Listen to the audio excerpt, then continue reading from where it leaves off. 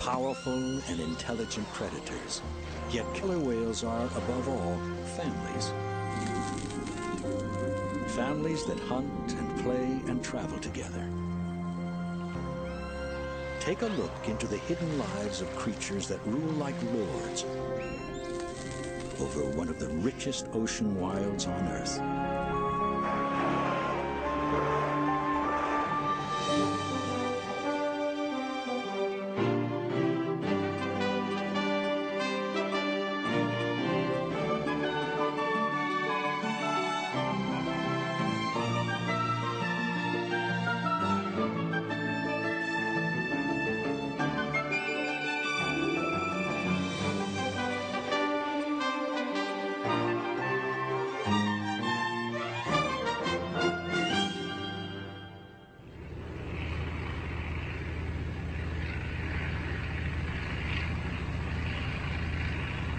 The journey is an attempt to peer with a camera into a hidden kingdom of killer whales in the Pacific Northwest. A long-time goal of diver and filmmaker Theodore Pitcairn. His destination is an area inhabited by about 300 killer whales in the straits between the British Columbia mainland and Vancouver Island.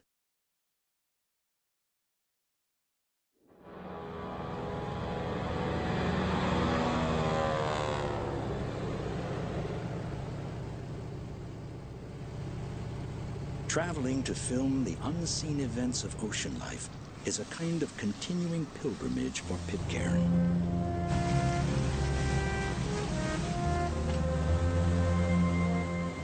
I've come to appreciate that every place in the ocean has its own enchanting qualities. Here we enter a world of cold beauty, of ice, mist, and fog. We've come here not only to film killer whales, but the ocean wilds in which they live. I'm curious to learn what makes this ocean habitat so special that hundreds of orcas congregate here.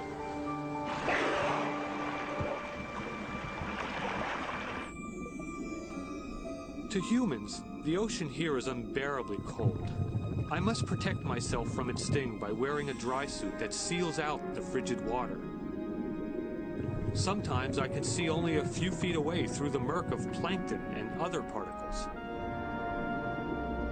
Powerful currents often buffet me about. These cold water winds blow constantly through the kelp forest of the bottom, so that the realm of the killer whale seems like a place invented by animators who can make plants seem like a troupe of dancers.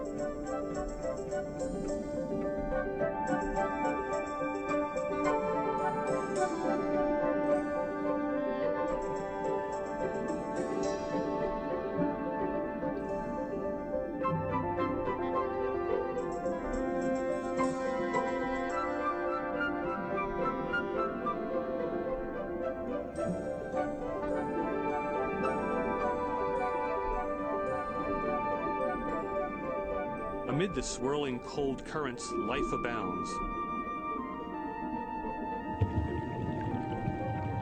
Everywhere I point the camera, there is something looking back at me.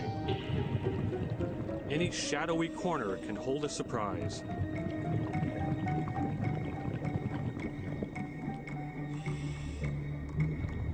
Curiosity is not limited to our species.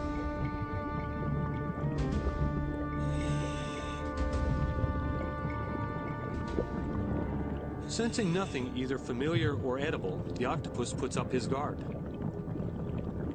Which, for the most intelligent of all mollusks, means transforming its smooth body into a facade of menace.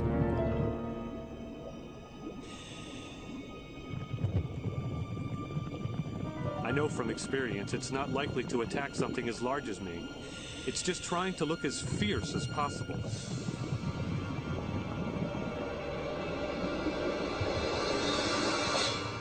When I don't appear terrified, it's time to leave.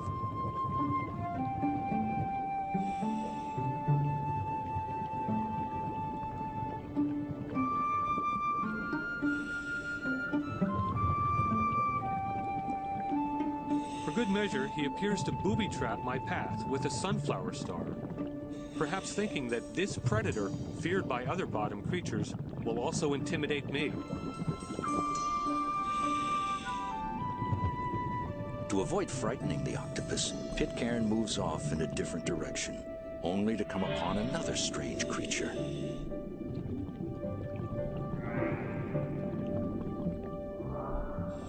It looks like a snake with the head of an old man.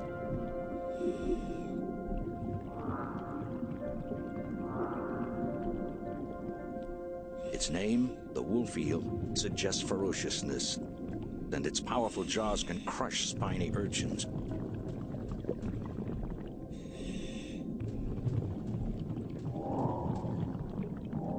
But like the octopus, it's not inclined to attack a human.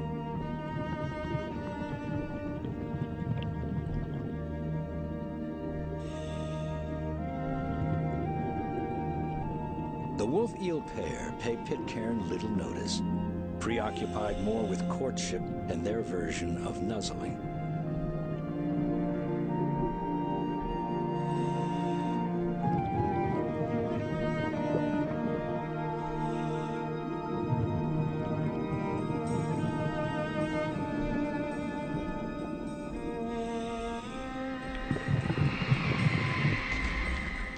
The dive is interrupted suddenly by a reminder that Pitcairn is in the home waters of killer whales, which are often heard before they're seen. Through the murk of the sea, they've detected my presence, and at first seemed curious. But one look and they're satisfied. They return to the middle of the strait and go on about their business. Maybe they just prefer their own company. They're almost always seen in groups and rarely linger near a diver like me, which makes it difficult to observe their daily lives. Maybe this group is moving from one good fishing area to the next. They're so skillful in hunting fish that they seem to have ample time simply to relax and to do very little at all.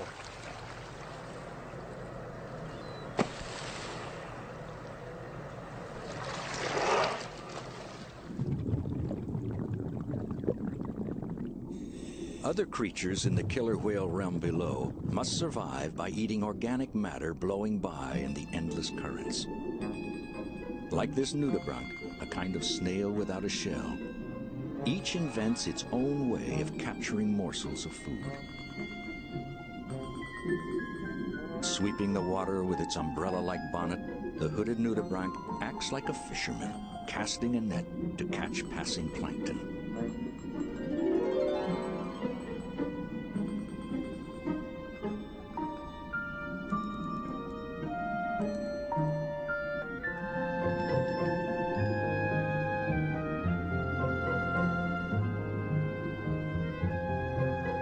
The sea pen simply stands in the current, allowing bits of food to lodge in its plume-like body.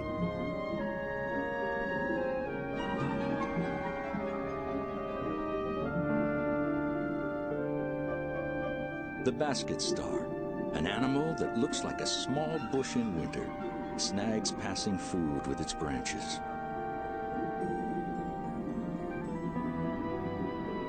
Barnacles scoop through the water with their feathery back legs and eat whatever they catch.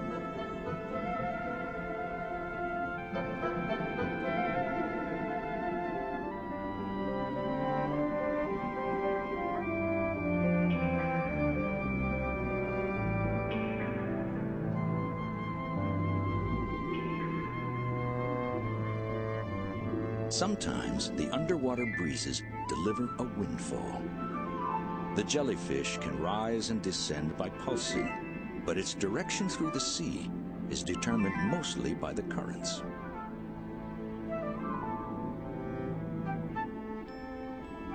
Pretty as a flower, the tentacles of the anemone are not only sticky, but armed with powerful stinging cells. It's a sitting predator, awaiting whatever the currents might send in its direction. The jellyfish may have traveled hundreds of miles to get here, but once in the grasp of an anemone, its journey is over.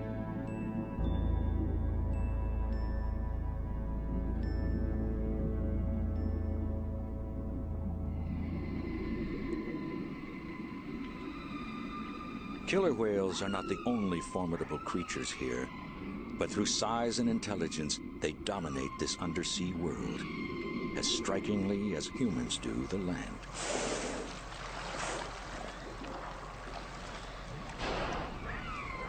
To better understand them, Pitcairn seeks out someone who knows them intimately.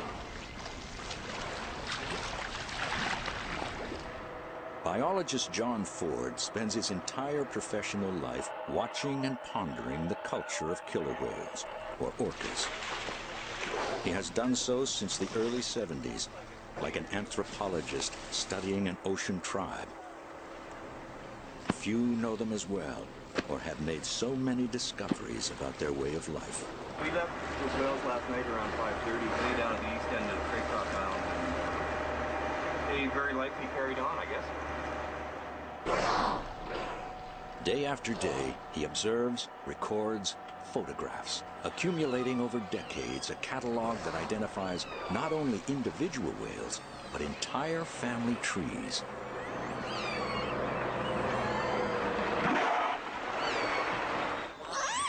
The calls of the whales are often loud enough to be heard from a boat, and Ford has learned to pay special attention to these sounds.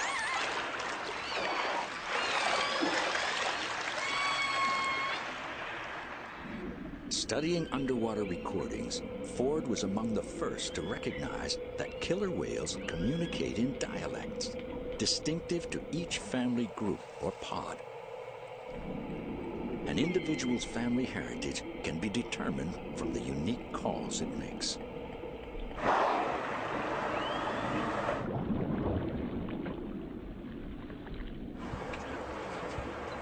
To catalog the identity of every individual whale he encounters, Ford records distinguishing characteristics and assigns both names and numbers.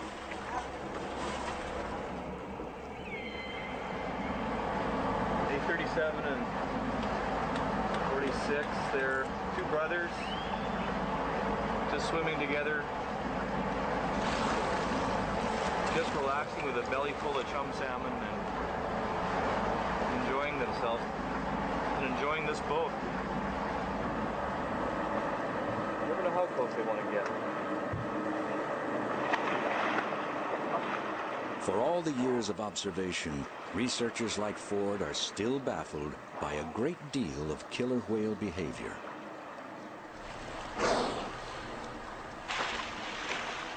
The whale that was flipper slapping and tail slapping and following us along there is A64, schooner, just a juvenile.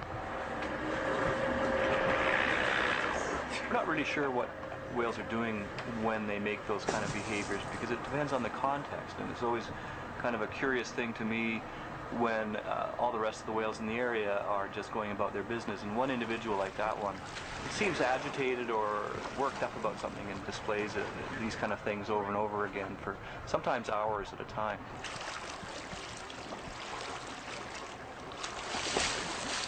Because monitoring from a boat is limited by weather, Ford has installed a permanent sound monitoring system. Linked to a transmitter, it broadcasts continuously to his office. The world's first all-killer whale radio station. This is the live signal from the Robson Bight area coming down to the Vancouver Aquarium here by a high-quality digital line. So we're listening as if we were in our little boat with a hydrophone at Robson Bight, but instead we're down here 200 miles to the south, listening live. This is actually a catalog of the calls that the whales make, so we can match up the patterns this way. So when it goes like that is an N4 call. Young animals that are born into the pod learn those unique family dialects. Their vocal dialects represent kind of a family acoustic badge that identify the pod and and help to keep the integrity and the identity of the pod together.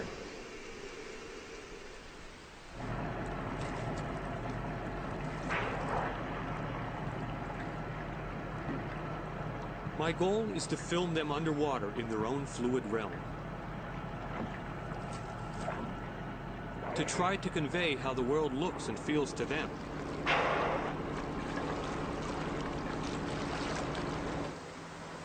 While they don't seem to like swimming close to divers, they often like to be near boats. So we experiment with a camera suspended on a pole, hoping to get some close-up views of these wary creatures.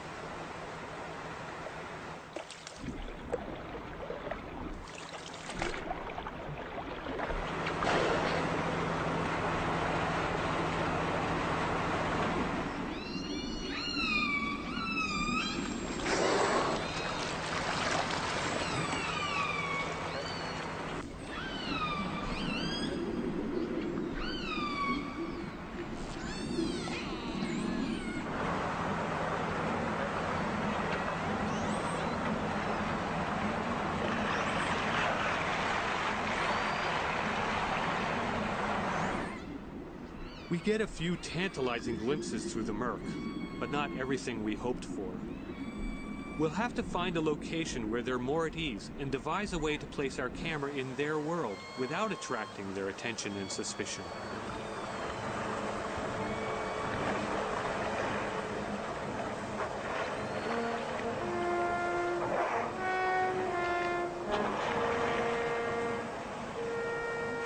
As the camera team deliberates over how best to film killer whales, an immense change is underway in the kingdom the whales rule beneath the surface. Spring arrives in this world of shadows and ghostly white anemones, marked by the appearance of strange matter adrift in the currents. It's the stuff of life, and it's everywhere. A female sea cucumber prepares to launch a bundle of eggs. Nearby, a male has begun to eject sperm.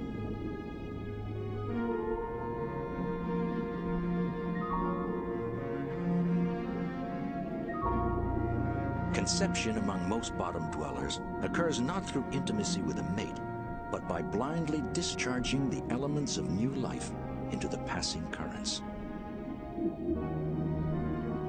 The drifting eggs or sperm of each individual will mix with other reproductive cells in a moment of fertilization.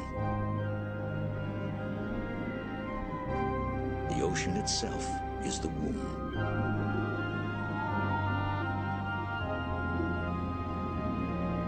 Throughout the coastal seas, creatures of the ocean floor cast the seeds of their next generation into the liquid breezes.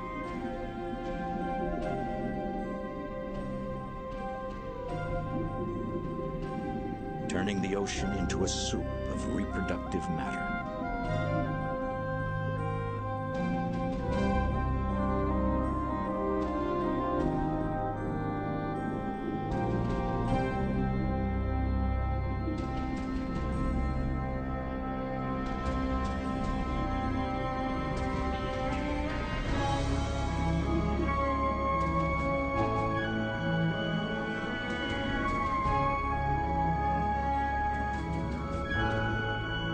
A great percentage of the spawn sent off by creatures like the slime sea star is likely to be intercepted. For hungry fish and filter feeders, the seeds of new life are just another kind of food to pluck from the currents.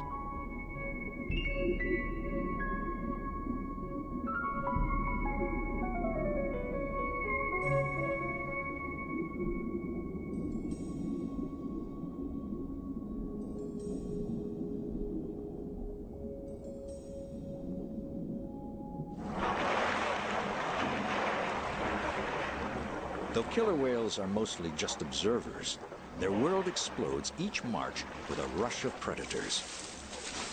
Dolphins, harbor seals, seabirds, and sea lions, all attracted to a massive spawning event that overshadows those of the bottom dwellers. Tens of millions of herring stream from the open Pacific toward the British Columbia shoreline to spawn. To get there, they must make it through a gauntlet of carnivores.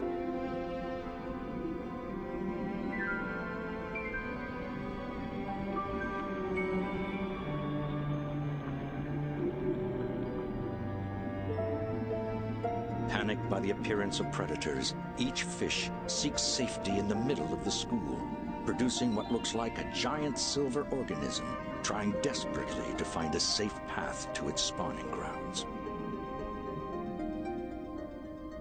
I encounter so many things in the sea that could not occur on land. In the dense embrace of water, 1,000 weightless creatures whirl and dart side by side, like an artwork come to life. I drift beneath it, mesmerized. The local people call it simply a fishbowl, belying the elegant symmetry and beauty of what I see down here.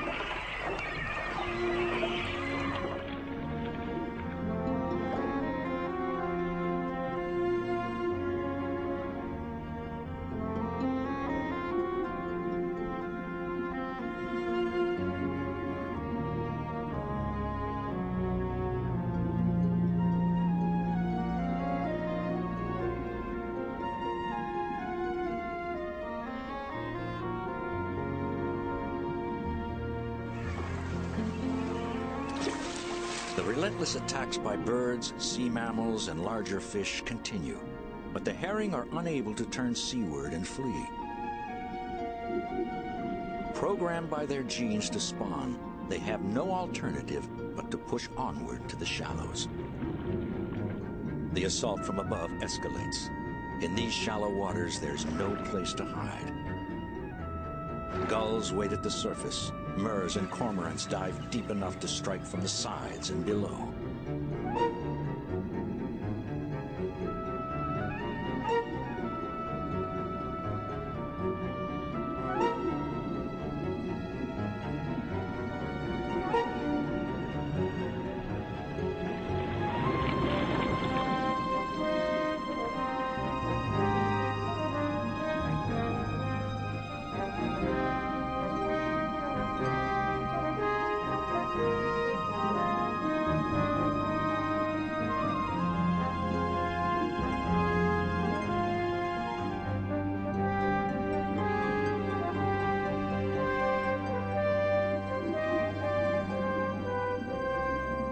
For a time, the annual herring frenzy so dominates life along the coast that it attracts even migratory gray whales into the realm of the killer whales.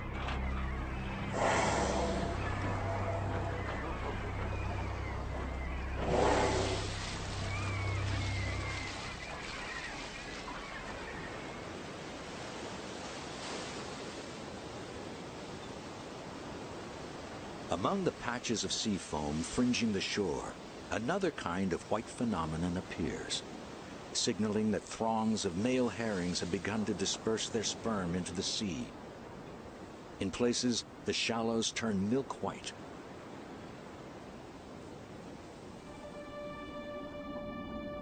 The release of these clouds of sperm, or milt, triggers a reproductive frenzy. The females try to press their eggs into the milk deposited by the males on the bottom. All the while, the milk drifts upward in such volume that vision becomes difficult.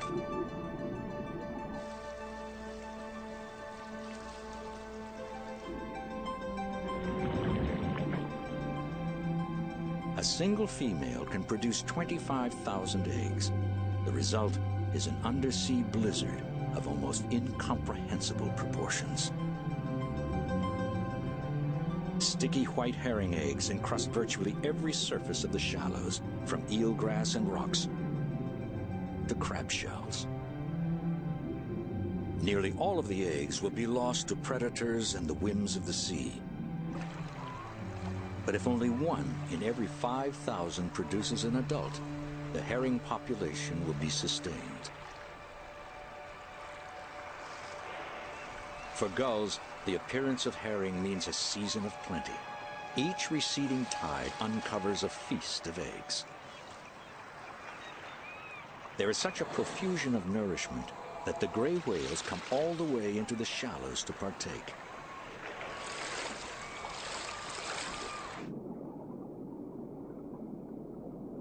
Raking the eelgrass with its baleen plates, one of the largest creatures in the sea feeds on eggs the size of birdseed.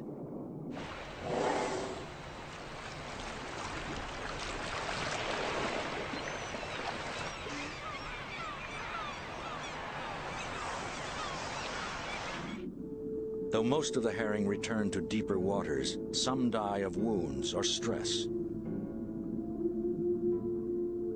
The sunflower star takes care of those left behind.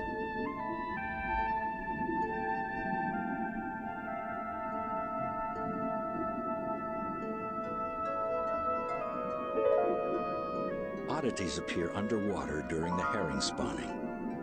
A hemlock tree seems to grow from the bottom of the sea. Observing the annual herring feast over centuries, native peoples sought ways of exploiting it for human food. They discovered that spawning herring were attracted to hemlock for some reason. Along the west coast of Vancouver Island, the Hesquiot tribe still harvests eggs deposited on the hemlock branches they set up early each spring in advance of the spawning. Like their ancestors, present-day Hesquiots treasure the herring caviar as a delicacy. Their harvest is purely for tribal consumption.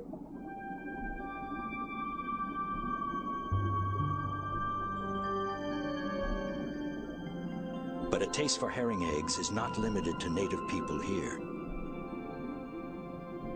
In another cove, spawning herring pass among kelp fronds strung artificially on lines.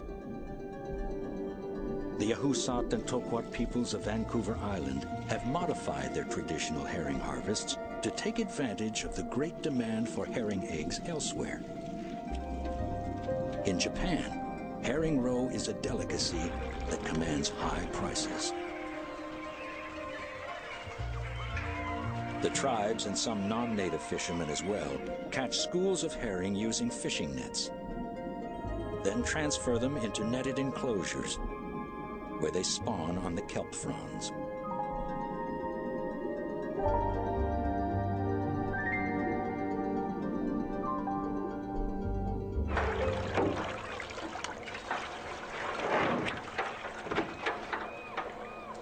The captive herring school attracts non-human harvesters as well.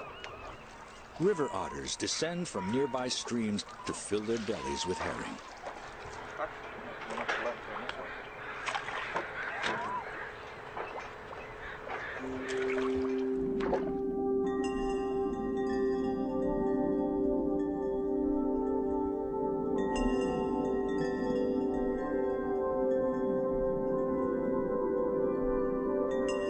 Working under commercial licenses, each year the two native tribes can each collect as much as 40 tons of eggs on kelp.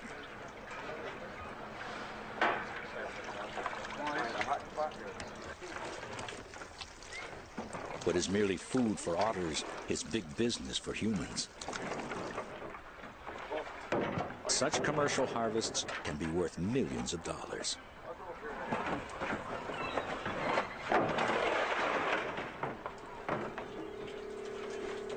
Egg-laden kelp fronds are salted, packed, and shipped by air to Japan today. Though the industry arose in the 1970s, such trading actually began a century ago, when Japanese entrepreneurs obtained herring eggs from tribes farther north along the coast and sailed with them all the way across the Pacific. Yet the commercialism is mixed with an ancient respect for the cycles of nature. When the harvest ends, the nets walling the enclosure are opened, permitting the herring to escape, in the hope they will return and spawn again next spring. Though killer whales nibble at the spawning schools, herring make up less than 5% of their diet. They are awaiting a spawning event still to come that will bring their favorite prey into these waters.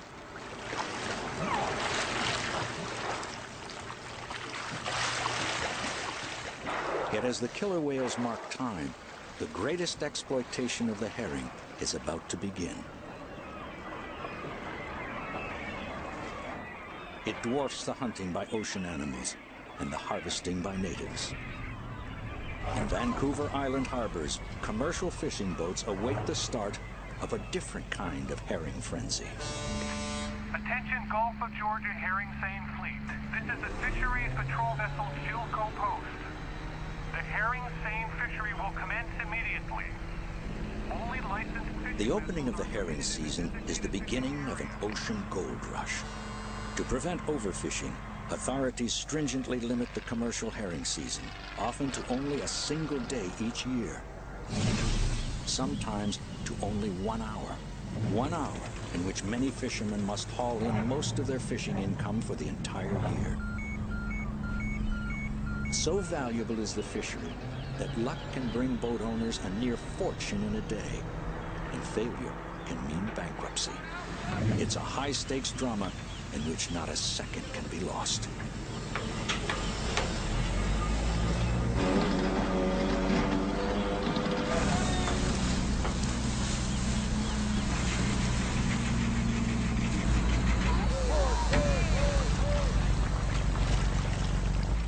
After racing to find a school using sonar, they must quickly encircle it with a seine net.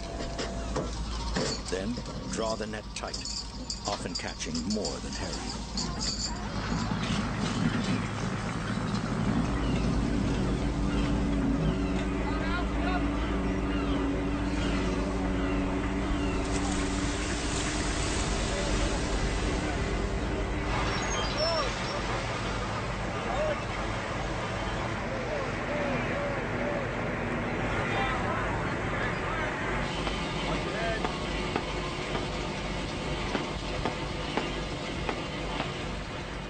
Making money on herring requires spending it. A seiner and its complement of equipment can cost $1.5 million.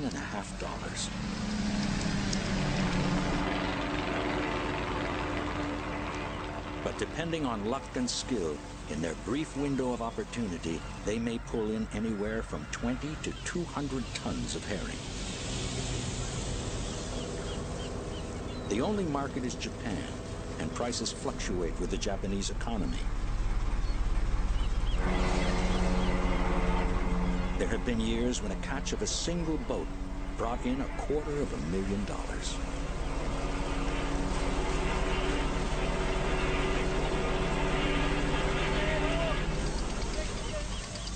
An unintended catch of large mammals can mean damaged nets and panicked animals.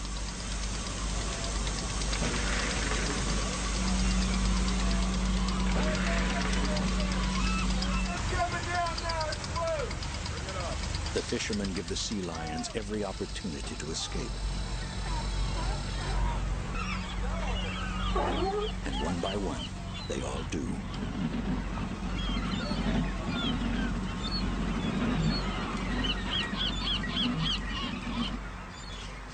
Herring return to the same waters each year to spawn. If too many are caught, those waters will be barren in future years. Already, some areas no longer support a fishery, and there are debates over whether the herring population is being jeopardized by too much fishing.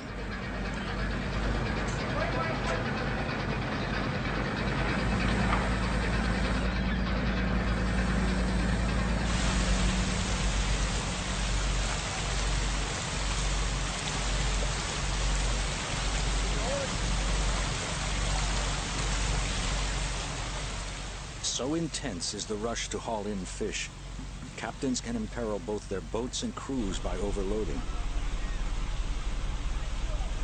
Even large vessels can be overturned by 200 tons of fish in their net.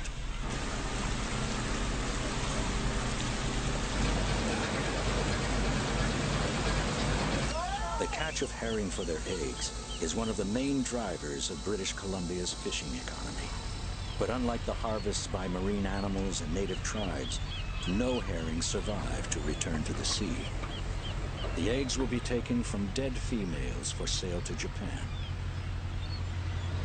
The tons of remaining herring carcasses will be sold not as human food, but for the most part as fertilizer.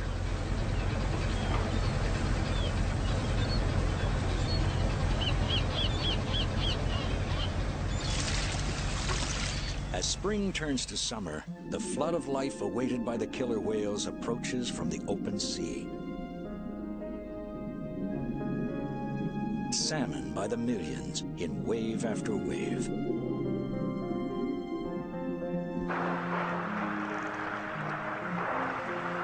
The killer whales residing along this coast prefer salmon above all other foods. To catch them, pod members spread out and comb the area. They send out sonar-like high-frequency clicks that echo off objects in the sea, giving them an acoustic means of detecting their prey through murky waters.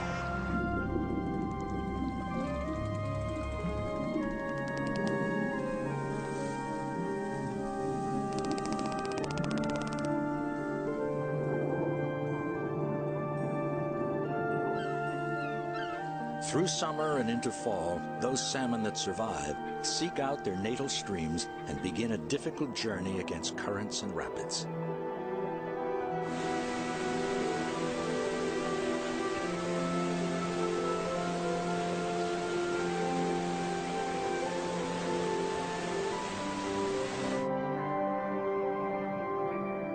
Having survived killer whales, they now meet a terrestrial equivalent. But survival is not their purpose. After spawning, all the salmon will die. Adult grizzlies and their cubs shun the dead fish in search of those still alive. In the meantime, they snack on the salmon eggs littering the bottom.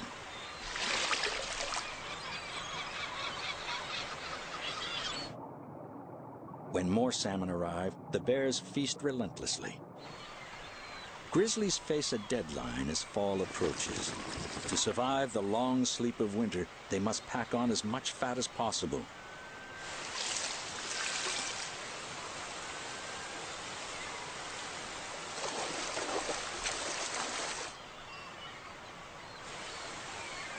Some gain 300 pounds or more, most of the weight coming from long days of eating salmon.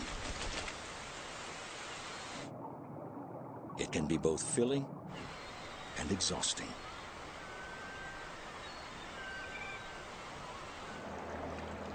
For John Ford, salmon season provides an opportunity to learn more about killer whale feeding techniques and preferences. An experienced eye sees a capture in a quick lunge. Time has shown that the killer whales hunt all 6 of the salmon species found here. It looked to me like a chum, about the right size.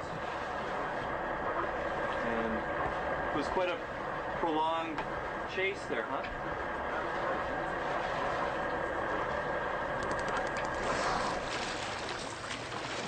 We saw him take a chum salmon, very likely. There's a big run of chum salmon coming through the strait today, and we managed to get a scale sample from that kill. Oh, that's a bit of silver, yeah. Sometimes you get little bits of pigmented. And we'll be able to identify what species it is from the unique quality of the scale.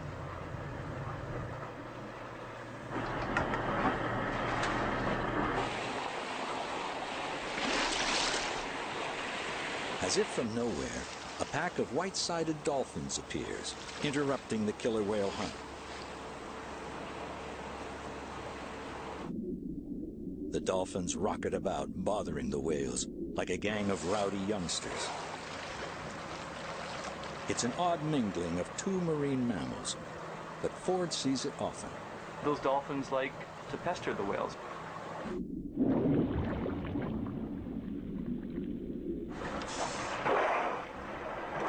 And we see them doing it to humpback whales as well, where they will chase them around and smack them with their tails and just generally be kind of pesky for whatever reason.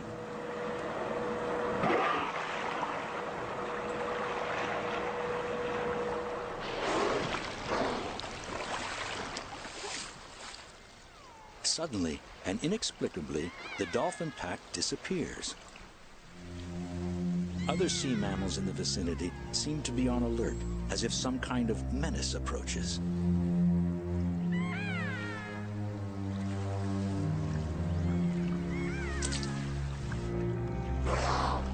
The menace is real.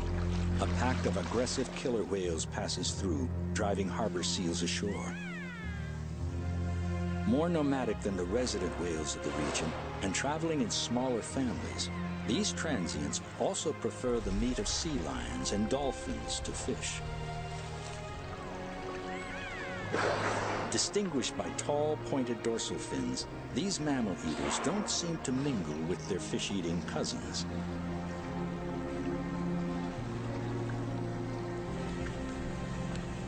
Evidence of the often violent ways of transients can be graphic. Biologist Kathy Heisey examines the body of a dead dolphin found at sea by a boater. Like the pack that interrupted the hunt, it's a white-sided dolphin.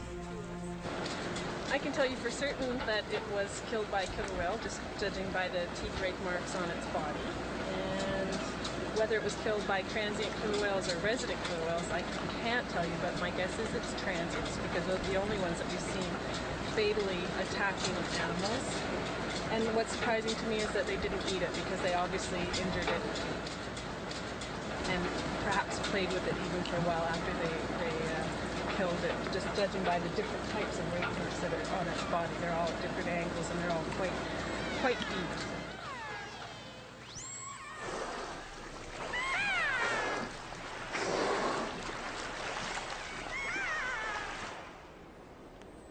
Until the early 1970s, the realm of killer whales in British Columbia lay mostly beyond the interests of humanity. But the curiosity of scientists and filmmakers has since fueled a popular fascination with these intelligent creatures. People come from around the world hoping to catch a glimpse of wild orcas. Identification catalogs enable them to learn the name and family history of the creatures they watch. Some learn for the first time that the swimmers before them are traveling families whose social relationships are among the most complex of any mammals on Earth. A family like this is led by a mother, and all of her young will remain with her as long as she lives.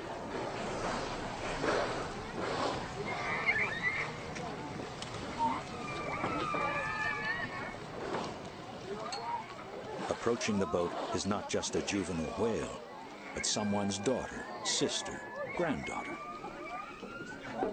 That's amazing! Oh my God! Oh my God!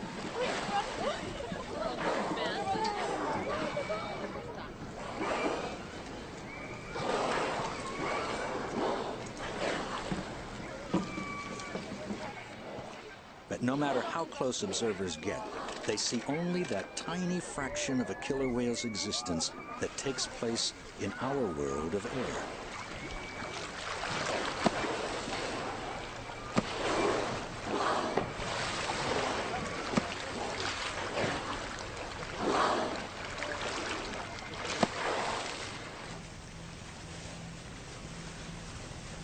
Pitcairn and his friends have devised a plan to peer, at least briefly, into the hidden part of killer whale existence by going where other visitors cannot.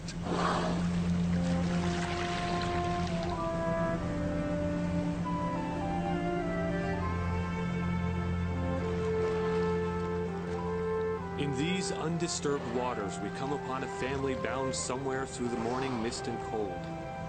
For a moment, they don't seem like mighty predators. Just a family on a lonely journey.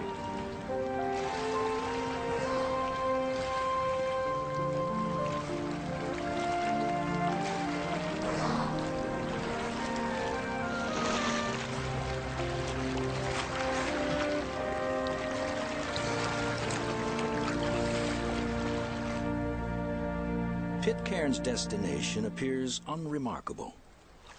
A beach covered by a bed of smooth pebbles that extends out into the shallows. But in fact, it's a special place where killer whales may let down their guard. In hopes of capturing a few moments of killer whale behavior here, the team arrives with an arsenal of equipment. Yeah, right.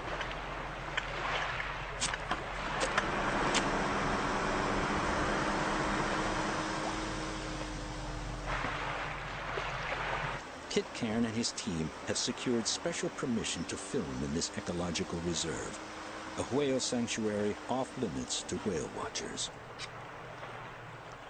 To avoid disturbing the whales, no diver will enter the water, only a remotely controlled camera. The underwater cameraman must learn to practice his craft sitting on dry land before a miniature steering wheel. Mr. Orca. The team will set up camp, then wait to see if any whales show up. As they prepare, killer whale sounds arise just offshore, an auspicious sign. They toss a hydrofoam into the water. Pitcairn's worry is that the effort will turn out to be a waste of time. This is his second attempt. The previous year, the team waited 3 weeks and no whales ever showed up.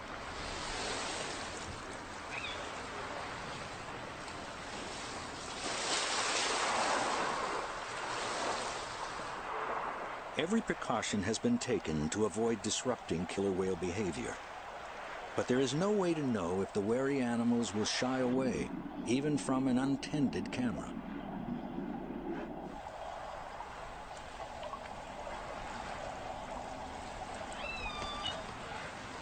The wait begins.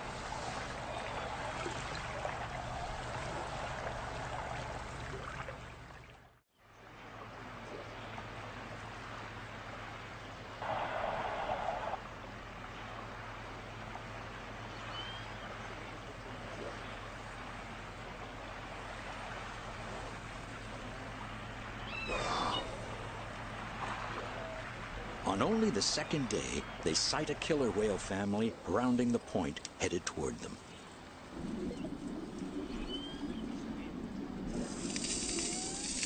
The underwater microphones pick up the raspy sound of a whale scraping against the bottom. The area is called a rubbing beach because killer whales frequently seek it out to rub their bodies against the bed of pebbles. No one is sure why. Their markings show them to be a family well known to scientists in the area. A 52-year-old matriarch named Stripe, her 3 children, and a grandson. The tallest fin belongs to her 28-year-old son, Okisolo, the most enthusiastic among them when it comes to rubbing.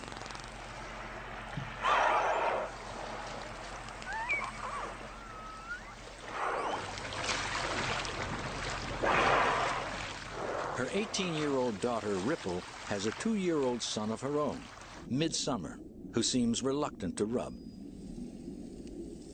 but follows his mother when she makes a pass across the bottom.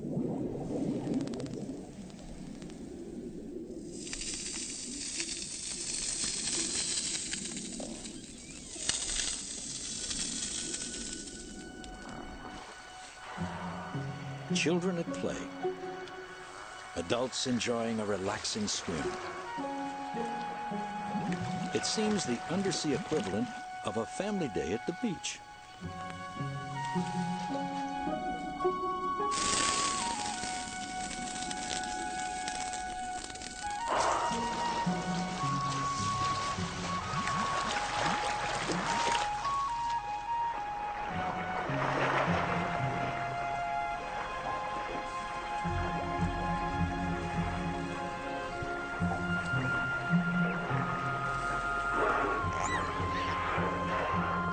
Though Stripe also rubs occasionally, the matriarch stays close to her grandson and youngest son, 7-year-old Fife. Stripe knows how quickly tragedy can strike. Over the years, she has lost 3 of her young. One captured for a marine park, one struck by a ferry, one to unknown causes.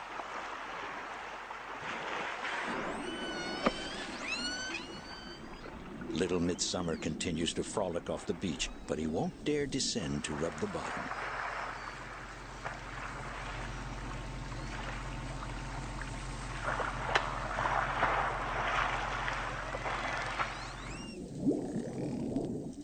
His uncle, on the other hand, can't get enough. An adult male like Okisolo may have fathered young of his own, but they remain with their mothers in other family groups.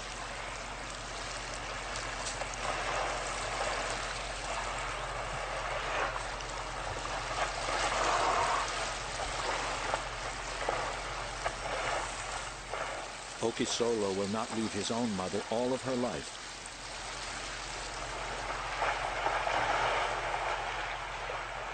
Some males simply disappear when their mother dies. No killer whales in the world, other than the 200 living around northern Vancouver Island, are known to rub like this.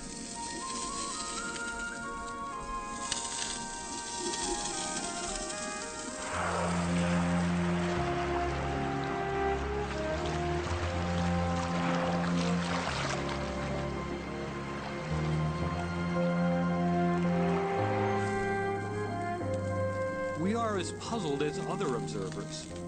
Why do they rub? Some believe it's a way of scraping away parasites. But if so, wouldn't killer whales elsewhere do the same thing?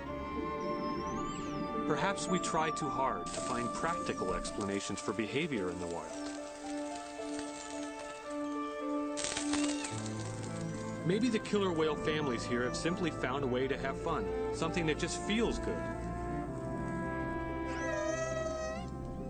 And across generations, they've passed on this little tradition of pleasure and the whereabouts of these pebble beaches. It's their secret.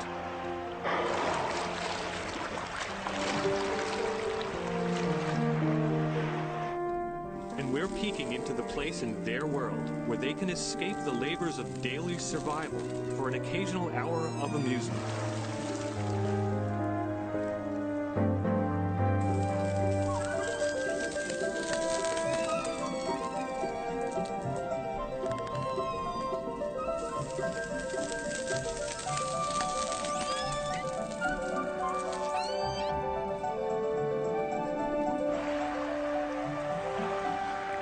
As the others watch from offshore, Okisolo returns for one last rub.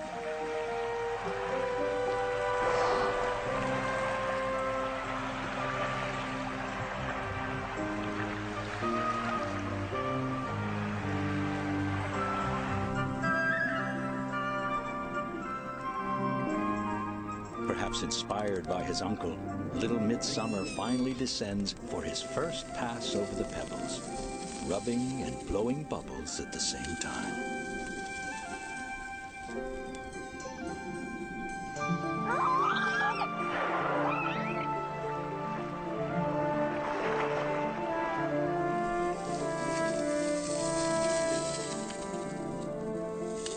Watching their last pass across the stones, I'm reminded yet again that we can't really comprehend the minds of creatures who dwell in a liquid world, so different from our own. And yet we share with them the concerns of parenthood and the devotion to family, and maybe also a need for sheer fun. At least that's what I would like to believe. It is one thing to observe anonymous animals in the wild, quite another to know them by name, to know their ways of relaxing, to know even their family tragedies.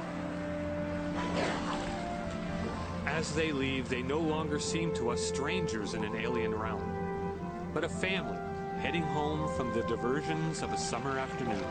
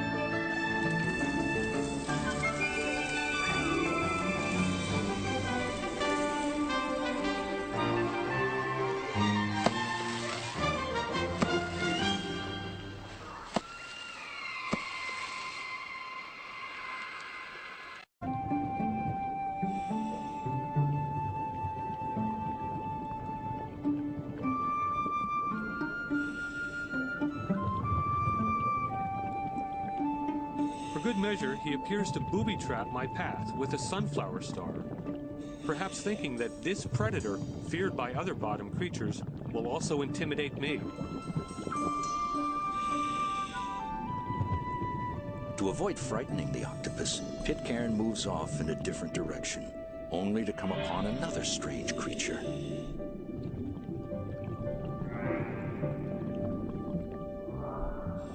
It looks like a snake with the head of an old man.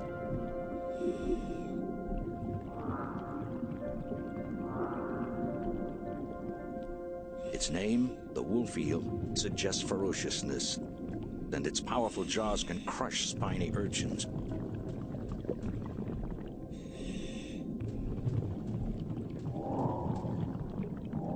But like the octopus, it's not inclined to attack a human.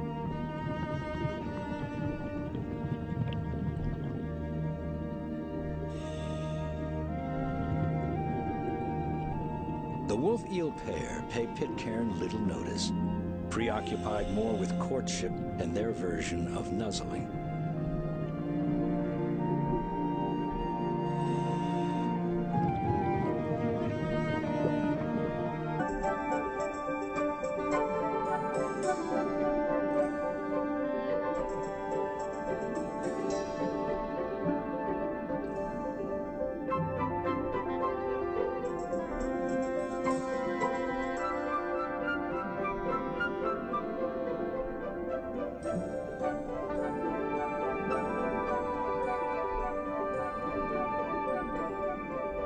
Amid the swirling cold currents, life abounds. Everywhere I point the camera, there is something looking back at me. Any shadowy corner can hold a surprise.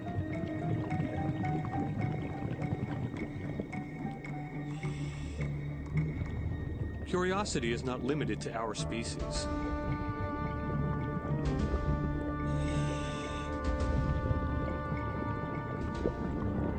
Sensing nothing either familiar or edible, the octopus puts up his guard. Which, for the most intelligent of all mollusks, means transforming its smooth body into a facade of menace.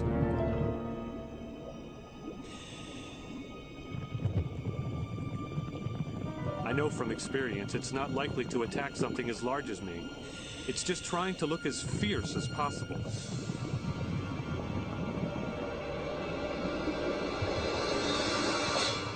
When I don't appear terrified, it's time to leave.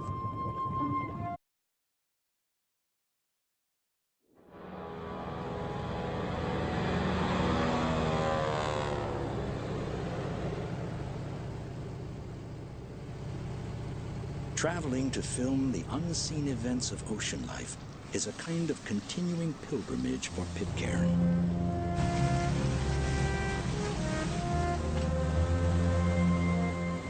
I've come to appreciate that every place in the ocean has its own enchanting qualities. Here we enter a world of cold beauty, of ice, mist, and fog. We've come here not only to film killer whales, but the ocean wilds in which they live. I'm curious to learn what makes this ocean habitat so special that hundreds of orcas congregate here.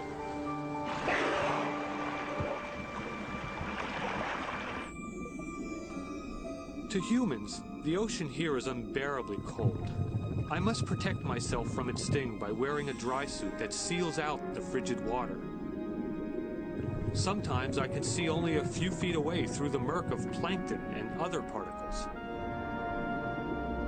Powerful currents often buffet me about.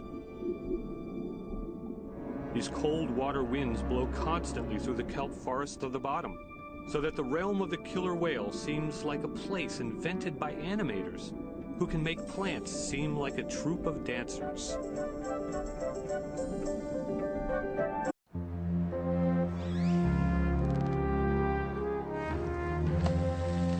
They are powerful and intelligent predators, yet killer whales are, above all, families.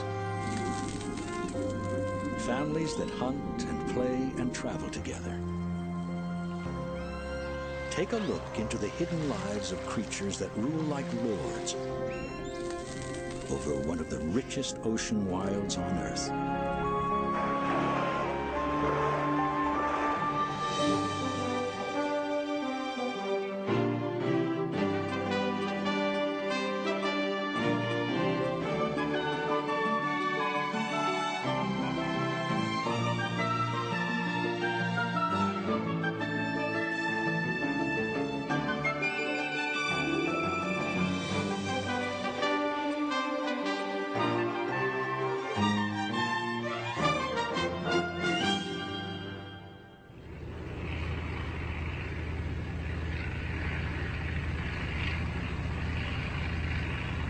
The journey is an attempt to peer with a camera into a hidden kingdom of killer whales in the Pacific Northwest. A long-time goal of diver and filmmaker Theodore Pitcairn. His destination is an area inhabited by about 300 killer whales in the straits between the British Columbia mainland and Vancouver Island.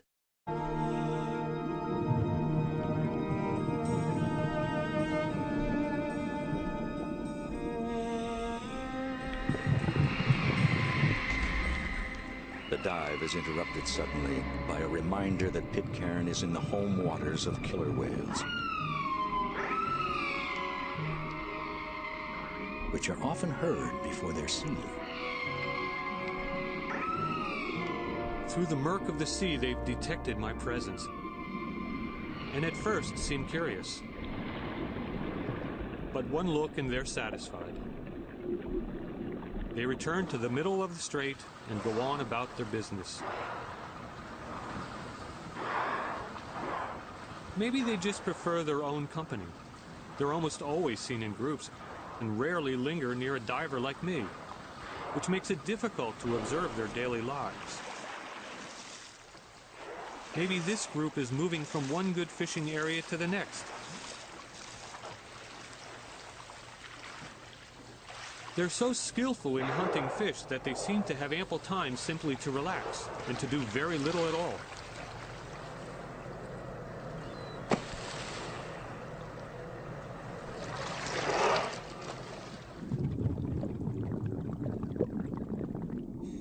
Other creatures in the killer whale realm below must survive by eating organic matter blowing by in the endless